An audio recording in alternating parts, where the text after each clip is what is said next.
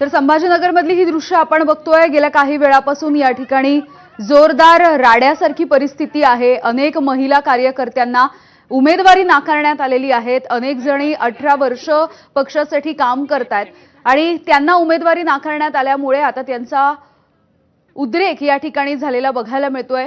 दिव्या मराठे आणि यांच्यासोबतच काही महिला पदाधिकारी होते ज्यांना अनेक वर्ष त्या काम करत असताना देखील त्यांना उमेदवारी नाकारण्यात आली। माझ्या वार्डात सर्वसाधारण महिलेचा वार्ड असताना ओबीसीला इथे प्रवेश देऊन तिला तिकीट दिलं।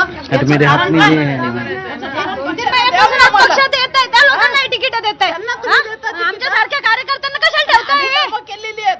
वार्डाचा काय विकास केला सगळ्या शहराला माहिती आहे, सगळ्या भागाला माहिती। यांनी पण भरलेला आहे फॉर्म, त्यांनाही नाकारला, अखेरपर्यंत ठेवलं की तुम्हाला देऊ। मग हा अन्याय का केला जातो असं तुम्हाला वाटतं? हा अन्याय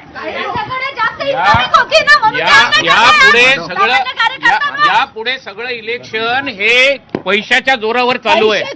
भारतीय जनता पार्टीच्या कामाला मला 41 वर्ष झाले। भारतीय जनता पार्टीच्या कामाला मला 41 वर्ष झाले।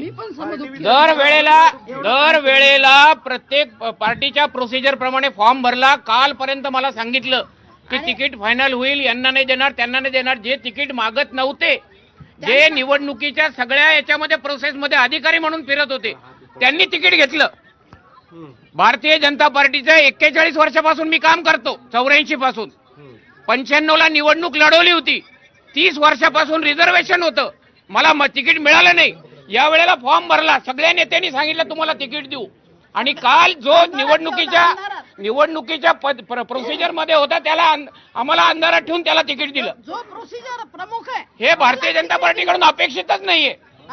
माझ्या